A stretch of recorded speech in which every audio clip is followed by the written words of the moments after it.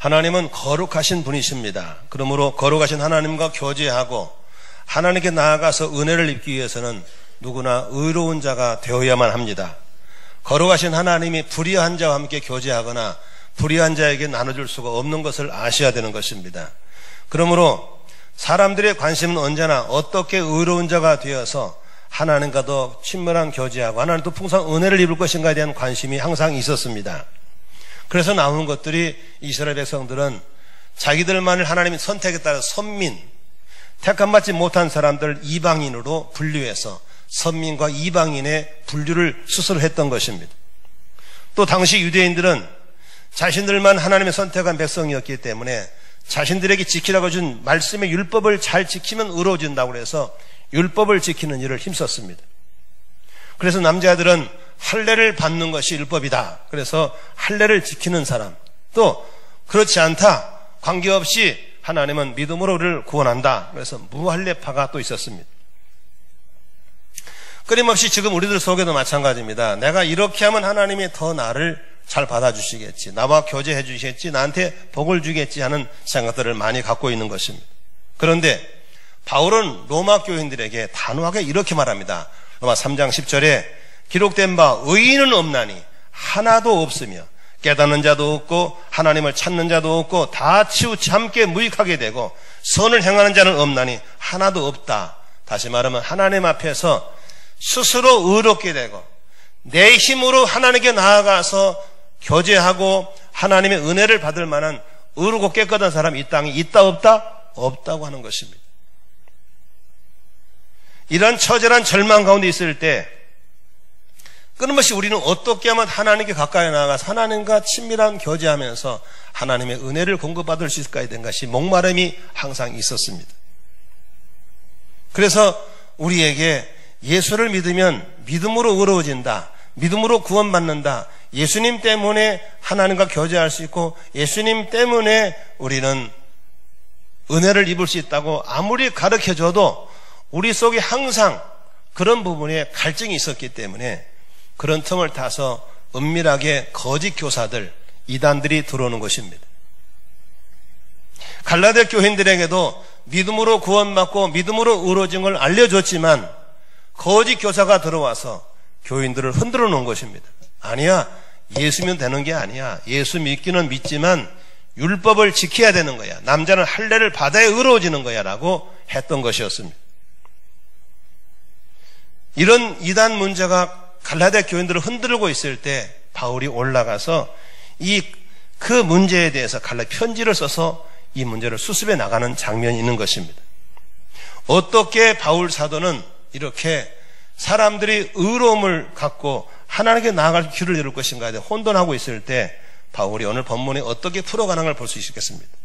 그런데 참 재미있는 것은 오늘 이 본문을 풀어보면 한마디로 뜬금없는 뜻밖의 사건이 생깁니다. 그게 뭐냐면 바울이 베드로를 책망하는 장면이 나옵니다. 여러분, 이게 가볍게 넘어갈 게 아닙니다. 베드로는 누굽니까? 12사도 가운데 수석 사도입니다. 예루살렘 교회의 최고 지도자입니다. 바울은 누굽니까? 늦둥이로 구원받았고 새파란, 요새 말하면 큰 교회 당회장님이 베드로라면 이제 갓 안수받은, 그리고 이방 선교를 다니는 꾀재지한 선교사가 바울입니다. 그런데 어떻게 바울이 그러한 신분에 있는 베드로를 책망했을까? 오늘 참 이 보면서 어떻게 그렇게 할 수 있었을까? 특히 책망도 그냥 하는 게 아니고 대면해서 책망한 걸 면책이라고 합니다. 면책한 장면이 나오는 것입니다. 한번 11절 읽어볼까요? 같이 읽겠습니다. 시작. 게바가 안디옥에 이르렀을 때에 책망받을 일이 있기로 내가 그를 대면하여 책망하노라. 대면에 책망했다 그랬습니다. 어떻게 그렇게 쉽지 않은 일, 면책이라고 하는 것은 하는 사람도 어렵고 당하는 사람도 어렵습니다. 다시 말하면 면책하는 사람이 유쾌하지 않고 당하는 사람도 유쾌하지 않습니다. 그런데 그것도 윗사람이 아래가 아니라 아랫사람이 윗사람에게 이렇게 면책할 수 있었을까? 오늘 본문에서 베드로는 바울에게 면책당할 만한 세 가지 이유를 갖고 있었습니다. 첫 번째로 보겠습니다. 오늘 12절 보면은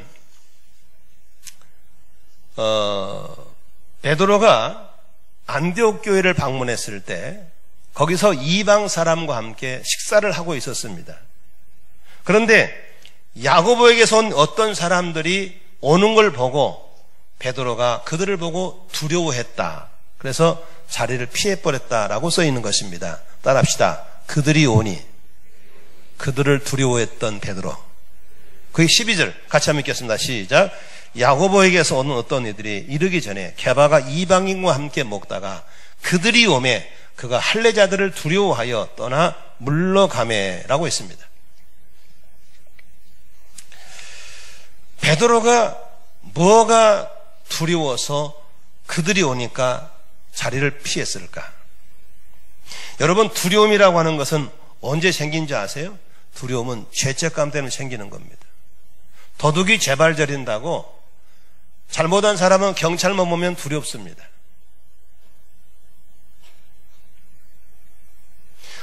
아담과 하와가 범죄했을 때 창세기 3장 9절에 하나님이 아담아 네가 어디 있느냐라고 불렀을 때 아담이 뭐라고 그래요? 내가 벗었으므로 따라합시다. 두려워하여 숨었나이다. 다시 말하면 내가 하나님 앞에 떳떳하고 죄책하면 두려울 게 없는 겁니다. 우리 속에 두려워서 잠이 안 오는 이유는 우리 속에 하나님 앞에 뭔가 죄책감이 있다는 사실을 아셔야 되는 것입니다. 그런데 요한은 4장 18절에 보니까 사랑에는 뭐가 없다? 두려움이 없는 겁니다. 온전한 사랑이 두려움을 내쫓는 것입니다. 그렇다면 오늘 베드로는 무엇 때문에 이방인들하고 같이 식사를 하다가 야고보에서 온 사람들을 보면서 할례파 사람 보면서 두려워서 피했을까? 두려움은 외식을 가져오게 되어 있습니다. 13절 같이 보겠습니다. 13절 시작. 남은 유대인들도 그와 같이 누구같이 베드로처럼 무엇다 외식함으로 바라바도 그들의 외식에 유혹되었다. 여기서 외식은 밖에 나가 먹는 밥이 아닙니다. 여기 외식은 따라합시다. 그런 척, 그런 채, 그걸 보고 외식이라고 합니다. 없으면서도 있는 척, 무식하면서도 배운 척, 못나면서 잘난 척, 믿음 없으면서 믿음 있는 척 하는 것을 외식이라고 하는 것입니다.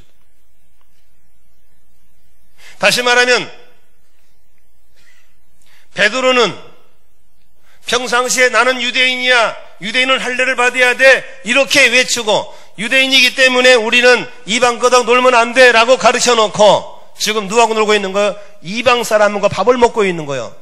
이걸 이런 내목을 아는 사람이 나타나니까 자신의 삶이 외식이라는 게 들통나니까 피해버린 거죠. 그 베드로가 그 선임이 그 어른이 외식하니까 함께 있던 유대인들도 외식을 하고 믿음 좀 바나바도 그 외식에 유혹을 당했다라고 써 있는 것입니다. 여러분 여기 지금 계신 분 중에서 저 포함입니다만은 얼마나 나를 가리고 그러는 척 그렇게 외식하는지 모르겠습니다. 두려움을 통한 외식은 가장 가까운 사람에게 쉽게 전염된다는 사실을 아셔야 됩니다.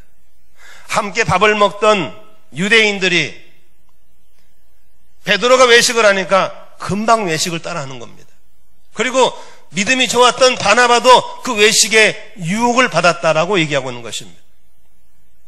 사도행전 5장에 보면 아나니와 삽비라는 부부가 있습니다. 바나바가 은혜를 받고 자기 전답을 팔아서 가난한 사람 구제한다고 목돈 헌금을 했습니다. 그걸 보고 모든 사람들이 바나바를 칭찬하는 것입니다. 대단한 사람이라고, 믿음 좋다고. 그런데 아나니아 삽비라도 그런 칭찬을 듣고 싶은 겁니다. 그러나 그런 믿음이 있어요 없어요? 자기는 믿음이 없는 겁니다. 그래도 어떻게 분위기가 돌아가니까 자기의 논밭을 팔았습니다. 그리고 내일 헌금하기로 했습니다. 온 교회 소문이 났습니다. 세상에 아나니아 삽비라 부부라고 저렇게 전답 팔아서 가난한 구제하는 대단한 사람이라고 그렇게 소문이 났습니다. 밤에 잠을 자는데 밤에 잠이 안 옵니다. 내가 미쳤지. 내가 왜 이거 갖다 바치지? 다스도 모자란데 아까운 거예요. 다시 말하면 밖으로 알려지기는 믿음이 좋은 것처럼 알려지는데 나는 그런 믿음이 없는 거예요. 가난한 자를 사랑한다고 그랬지만 나는 그런 사랑이 없는 거예요. 아까운 거예요. 그래 부부가 둘이서 어떻게 했어요? 외식하기로 한 거예요. 돈의 일부를 띄어서 감춰놓고 그리고 교회를 가서 헌금을 하는데 성령님께서 담임 목사님 베드로 목사님에게 계시해 주셔서 저게 속이고 있다는 걸 알려주는 것이었습니다. 베드로가 기회를 줍니다. 아나니아여, 당신이 가져온 봉투의 돈이 전답하는 돈 전부입니까? 라고 물었습니다. 찔끔했겠어요? 안 찔끔했겠어요? 찔끔했겠죠. 그러나 아무도 모르게 이불 속에서 부부가 한 얘기니까 베드로가 통밥 굴린 것이지 이건 들통난 게 아니야 라고 이불 속 다 가져왔다고 했습니다. 그때 베드로가 뭐랬습니까? 네 속에 사탄이 가득해서 왜 가지고 있는 것도 네 돈이고 뛰는 것도 네 돈인데 왜 거짓말 하냐고 하면서 거짓말이 공동체에 들어오는 걸 막기 위해서 하나님이 베드로를 즉사에 죽여버립니다. 어떤 사람들은 너무 심하잖냐고 그러지만 하나님은 그만큼 공동체 안에 거짓말이 전염되는 걸 원치 않은 걸 믿으시길 바랍니다. 외식이었습니다. 근데 그 외식은 누구에게 전달됩니까? 바로 자기 부인에게 바로 전염된 것이었습니다. 남편이 교회가 다 안 오니까 부인이 또 교회를 나와본 겁니다. 그때 베드로가 묻습니다. 네 남편이 가져온 돈이 전답하는 돈 전부냐? 라고 물었습니다. 삽비라 속에 찔끔했을까 안 찔끔했을까요? 찔끔했겠죠. 지금 가만히 대답 안 하신 분들은 한 번도 그런 적이 없으시나 보죠. 찔끔했어요. 근데 부부끼리 한 얘기니까 아무도 모를 거는 에이 베드로 목사님 통밥 굴린겠지 하면서 외식합니다. 다 가져온 거라고.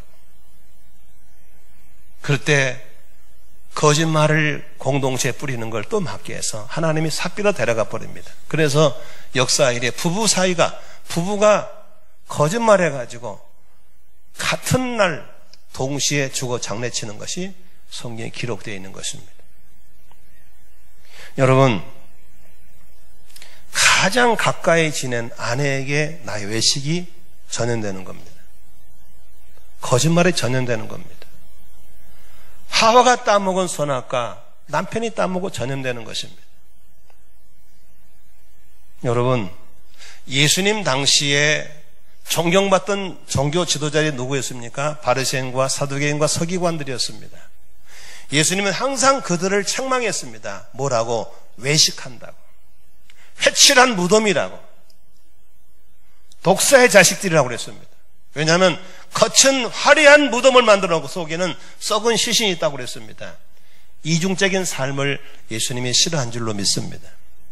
사랑하는 성도 여러분, 나는 내 자녀에게, 내 아내 남편에게 무엇을 전염시키고 있습니까? 정직한 모습을 전염시키고 있습니까? 아니면 위선된 이중적인 삶을 전염시키고 있습니까? 외식은 명심하셔야 됩니다. 가장 가까이 있는 사람에게 전염되는 걸 믿으시길 바랍니다. 같이 밥 먹던 유대인이 유혹을 받고 그리고 함께 있던 바나바가 유혹을 받는 것입니다. 어제 저녁에는 우리 운영국장인 장로님을 나오시라고 해서 우리 애결산 하기 전에 담임 목사님하고 운영국장하고 한 해 헌금 상황을 결산을 돌아봤습니다. 그리고 개인별 헌금 상황을 점검해 봤습니다.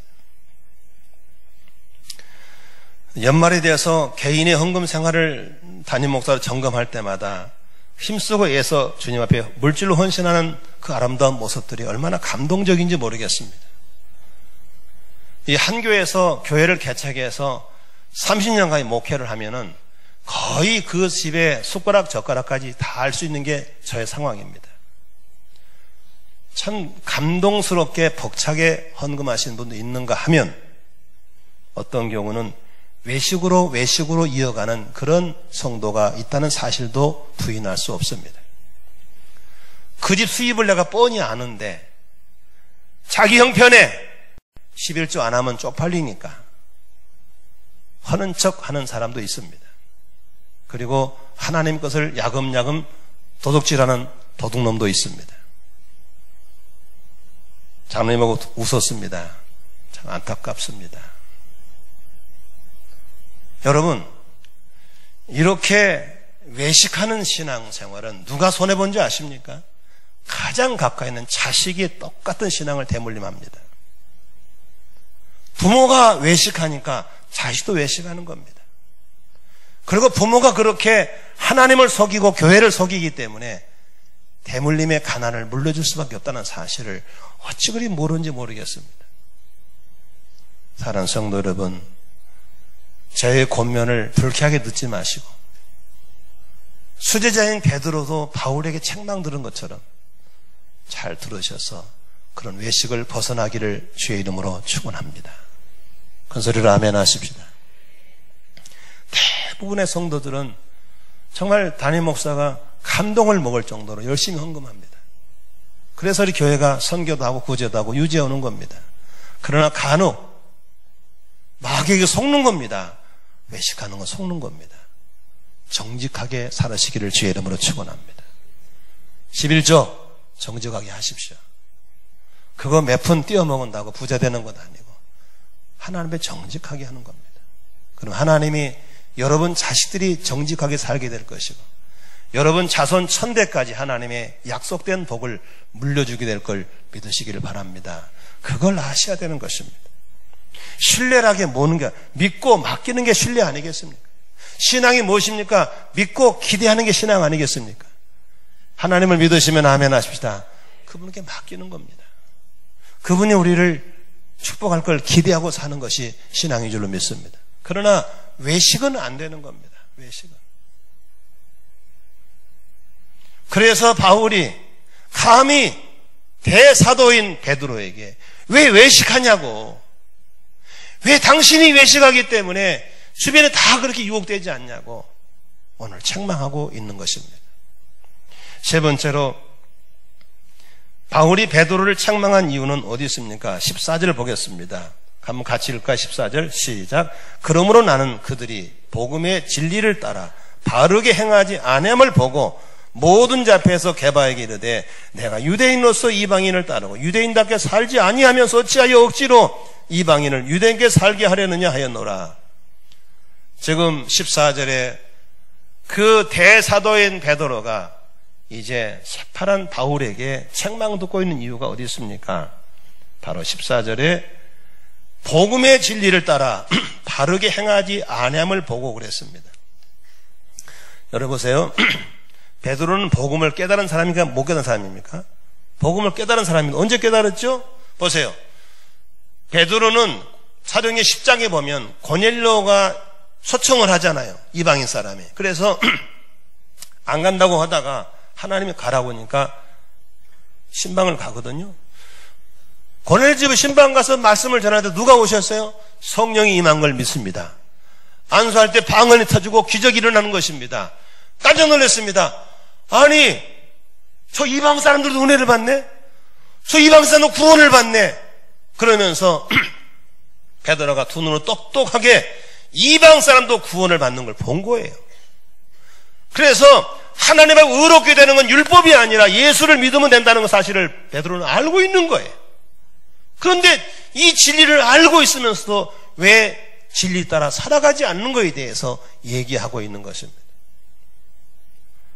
저는 학생들을 가르치는 교수로서, 성도들의 성경을 가르치는 사람으로서, 또 지금도 우리 내 아래 우리 젊은 교육자를 훈련시키는 사람으로서 내가 언제나 이 얘기를 하는 것입니다. 어제도 우리 얘기했습니다.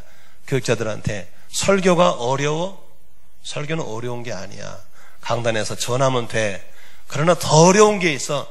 내가 전한 대로 내려와 살아가는 게 어려운 거야. 아멘이시죠? 제가 성경을 가르치는 성도들에게 아는 것으로 끝나면 안 됩니다. 아는 것을 그렇게 실천해 가야 되는 것입니다. 능력은 축복은 거기서 있는 것입니다를 강조하는 것입니다. 믿으시면 아멘 합시다. 다음 달에 우리 교육자 한 명이 오시는데 제가 정말 걱정되는 게 있어요. 우리 대학원에 내 강의를 듣는 제자거든요. 제자가 우리 교회를 교육자로 온다니까 이걸 어떻게 할지 모르겠어요. 왜? 내가 번지르기 가르쳐 놨거든요. 이 번지르기 가르친 대로 이거 하려면 얼마나 어렵겠어요. 그럼 어렵지만 오히려 그것이 내게 복이 되어서 내가 더 열심히 바르게 살아야지. 아멘이시죠? 바울이 베드로에게 책망한 이유는 대사도님은 이방인도 구원받는 걸 받지 않습니까? 무할례자도 구원받는 걸 받지 않습니까? 그런데 왜 할례자에게 매가지고 도망다니고 두려워합니까? 바로 그 얘기를 하는 것입니다. 사랑하는 성도 여러분, 오늘 14절에 뭐라고 말합니까? 복음의 진리. 복음이 뭡니까? 진리입니다. 진리가 뭡니까?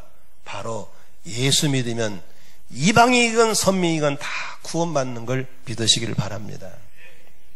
사도행 에베소 2장 14절에 우리의 화평이신지라 그분은 둘로 하나를 만드셨습니다. 막힌 담을 허물어 주셨습니다. 그래서 예수 믿고 나면 막힌 담이 허물어져 버렸기 때문에 이제는 선민이건 이방인이건 농부 관계없이 다 예수 믿으면 막힌 담이 허물어져서 하나님께 나아갈 수 있게 됐고 은혜 받게 되고 구원받게 된 걸 믿으시기를 바랍니다. 완벽한 복음인 것입니다. 완벽한 진리인 것입니다. 누구든지 한 성령 안에서 이제는 이방인도 아니고 외인도 아니고 나그네도 아니고 한 성령 안에서 예수 믿으면 경상도 말하는 리캉네캉 다 하나님의 자녀인 걸 믿으시기를 바랍니다. 믿으시면 아멘 하십시다. 근데 왜 알면서도 행하지 않고 알면서도 이렇게 엉뚱한 했냐고 책망하고 있는 걸 볼 수 있는 것입니다. 여기 한번 보시겠어요? 여러분 하나님 앞에 의롭게 되기를 원하시면 아멘 하십시다. 한번 아멘 해보세요. 의로운 자가 되어서 하나님과 교제할 수 있으면 교제하고 의로운 자가 되어 하나님의 풍성함을 받으시고 나누시고 그런 복된 통로 되기를 원하시면 아멘 하십시다. 그렇다면 16절을 보시면 되겠습니다. 16절 같이 한번 읽을까요? 시작. 사람이 의롭게 되는 것은 율법의 행위로 말미암음이 아니요 오직 예수 그리스도를 믿음으로 말미암은 줄 알므로 우리도 그리스도 예수를 믿나니 우리가 율법의 행위로서가 아니요 그리스도를 믿음으로써 의롭다함을 얻으려 함이라. 믿으면 아멘 합시다. 율법의 행위로서는 의롭다함을 얻을 육체가 있다 없다? 없는 거예요. 없어요. 여기 보세요. 우리가 헌금을 하면 얼마나 하겠으며 봉사하면 얼마나 하겠으며 예배를 드리면 얼마나 잘 드릴 수 있겠어요? 언제나 부족한 뿐이고 언제나 연약한 뿐인 걸 믿으시기 바랍니다. 우리의 행위로는 뭘 해도 하나님의 합격점에 이룰 수 있다가 없다는 거예요. 우리가 뭘 해도 하나님 앞에 너는 됐다라는 말을 들을 수가 없는 거예요. 다 저울 달아본 모질한 거예요. 그러나 한 가지 사람이 의롭게 되는 것은 육체 때문에 되는 것이 아니고 율법으로 되는 것이 아니고 예수 그리스도를 믿음으로 되는 걸 믿으시기 바랍니다. 그분이 율법을 다 완성해 버렸어요. 누구든지 나를 믿으면 이제는 율법이 완성자가 되어서 믿음으로 의롭게 되는 것을 믿으시기를 바랍니다. 다시 한번 질문하겠습니다. 여러분 믿음으로 의로운 자가 되어서 하나님과 깊은 교제하시고 하나님의 풍성한 복을 받기를 원하시면 큰 소리로 아멘 하십시다. 마태복음 22장에 보면요 이런 얘기를 예수님이 하셨어요. 이걸 놓치지 마세요. 어떤 임금님이 큰 잔치를 열었어요. 그래 초청할 사람들을 저기 시골뜨기 농부 못난이 도시에 잘난 사람들 빈부 귀천 남녀서를 다 불러 모았어요. 그런데 그 잔치는 특별한 잔치예요. 그 잔치에 참여할 때 농부의 옷을 부자의 옷을 무식한 옷을 유식한 옷을 입고 오는 것이 아니라 그 입장할 때는 임금님이 준비한 똑같은 예복을 입고 참석하는 거예요. 그래서 그 참석할 때는 자기의 신분으로 오는 것이 아니고 임금님이 초청했다는 그 예복을 입어야만 들어갈 수 있는 걸 믿으시 바랍니다. 그런데 누가 뒤늦게 나타나가지고 껍적껍적 하면서 이렇게 얼른하면서 예복을 입지 않은 분이 있었어요. 임금님이 잔치를 둘러보다가 예복을 입자는 보고 너는 왜 예복을 입지 않았냐? 그러니까 그 사람이 따라합시다. 유구무원. 입에서도 막 할 말을 못하는 거예요. 그때 임금이 쫓아내면서 너는 내 단추를 더럽힌 자라고 빨리 쫓아내서 캄캄하며 슬피 울고 이를 갈겠다고 그랬습니다. 저는 이 예화가 무슨 예화인지 아십니까? 하나님의 보좌에, 하나님의 잔치에, 하나님의 교제에 들어갈 때는 여러분 우리의 육체의 율법에 의로는 안 되는 거예요. 누더기는 안 되는 거예요. 바로 임금님이 준비한 믿음의 옷, 예수의 옷을 입으시기를 주의 이름으로 축원합니다. 그 옷을 입은 들어갈 수 있는 거예요. 아멘. 이렇게 내가 강조해도 꼭 사람들이 그 예복을 입지 않고 자기 누더기를 입고 다 온다 그 말이야. 내가 이렇게 했는데 왜 그랬냐고, 내가 이런 데 했냐고 그렇게 따지고 나온 셈이 있더라 그 말이야. 예수 그리스도의 십자가의 보혈의 공로의 옷을 입기를 주의 이름으로 축원합니다. 영접하는 사람, 곧 그 이름을 믿는 사람들에게는 하나님의 자녀가 되는 권세를 주시니 이는 혈통으로나 육정으로나 사람 뜻이냐고 오직 하나님께로부터 난 자들인 걸 믿으시길 바랍니다. 믿으시면 아멘 하십시다. 말씀의 결론을 맺겠습니다. 여러분, 하나님의 잔치에 들어가서 하나님과 교제하고 누리고 풍성한 복을 받고 나를 통해 많은 사람에게 은혜를 흘려보내기 원하시면 아멘 하십시다. 하나님의 잔치에 초청받기를 원하시면 아멘 하십시다. 그렇다면 지금 우리가 입고 있는 옷은 안 되는 것입니다. 내가 이런 걸 했는데요, 내가 이런 걸 했는데요, 안 되는 거예요. 다 누독입니다. 예수 그리스도를 믿는 믿음의 옷을 입기를 주의 이름으로 축원합니다.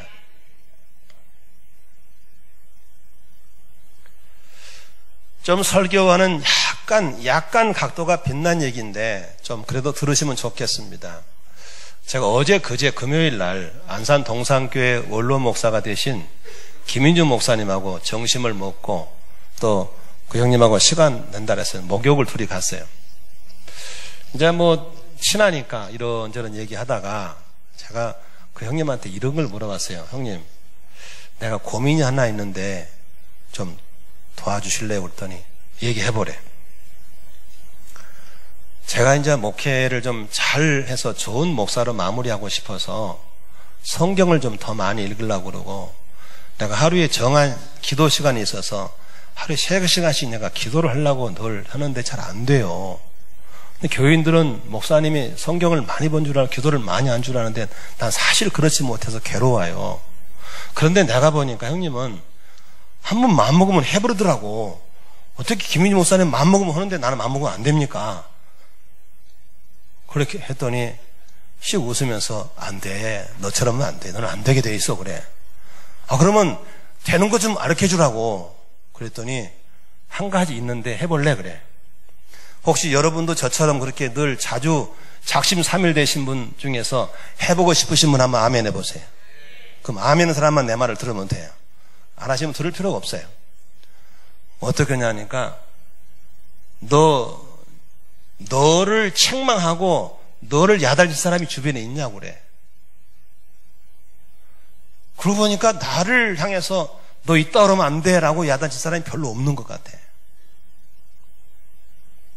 근데 그분은 하는 말이 나는 있대.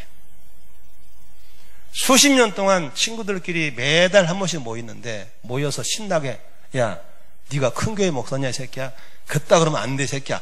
이렇게 막 까는 사람이 있다. 그 뚜껑 열려가지고 어떨 때는 미치겠다는 거야. 그렇게 단호하게 책망하고 면책하는 친구가 있을 때만 쓸 수 있다는 거예요. 그리고 늘 오픈해서 바르게 선능한 사람을 누가 나를 쳐다봐주고 면책한 사람이 있어야만 가능하다는 거예요.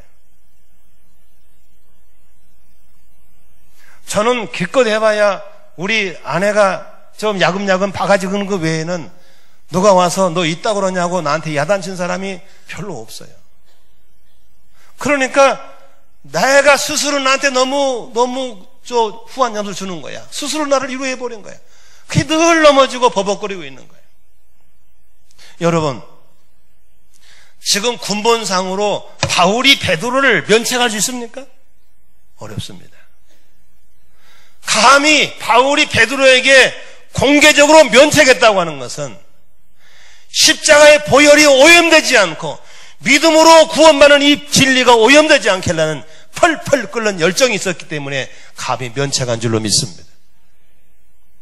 그리고 나이 많고 군복 높으신 베드로가 바울 앞에 공개적으로 쪽팔리게 면책받는 이유는 무엇입니까? 베드로의 겸손함과 함께 내가 겸손해서 이 십자가의 복음이 오염되지 않게 믿음의 옷이 전달되기를 바라는 그런 사모함이 있었기 때문인 걸 믿으시기를 바랍니다. 저는 이제 한 주간 동안 설교 준비하면서 이런 베드로, 이런 바울이 있었기 때문에 2000년간 우리에게 이 순수한 믿음의 복음이 흘러오고 있구나를 보게 된 것입니다. 믿으시면 아멘 하십니다. 사랑하는 성도 여러분, 지금 내가 나보다 나이가 3살 많은 고장로님한테 장로님 그 따르면 안 됩니다 라고 했을 때 장로님이 아멘 할 수 있을까? 뚜껑이 확 열릴까? 쉬운 일은 아닙니다. 나보다 나이가 어린 황장로님 나보고 목사님 그렇게 하시면 안 됩니다 라고 할 수 있을 때 내가 그걸 들을 수 있을까? 여러분, 우리는 다시 한번 면책을 받을 수 있을 만큼의 겸손함, 면책할 수 있을 만큼의 그런 열정도 있다면 우리가 서로를 세워주는 아름다운 공동체로 서게 될 줄로 믿습니다. 오늘 제가 헌금 부분을 다뤘는데 상당히 불쾌하신 분도 있을 겁니다. 그러나 중요한 건 이걸 들을 수만 있다면 더 이상의 오염되지 않게 가정이 살아날 줄로 믿습니다. 그러나 발끈하고 속상했다면 그 사람은 누가 그를 세울 수 있겠습니까? 저는 이 위대한 바울, 위대한 베드로, 바로 이런 분들이 기독교를 끌어왔기 때문에 십자가의 복음이 오염되지 않게 여기까지 도착한 줄로 믿으시기를 바랍니다. 사람이 의롭게 되는 것 필요합니다. 그러나 절대로 육체로는 안 됩니다. 율법으로는 안 됩니다. 예수를 믿음으로만 될 줄로 믿습니다. 그분이 길이요, 그분이 진리요, 그분이 생명인 걸 믿으시기를 바랍니다. 기도하겠습니다.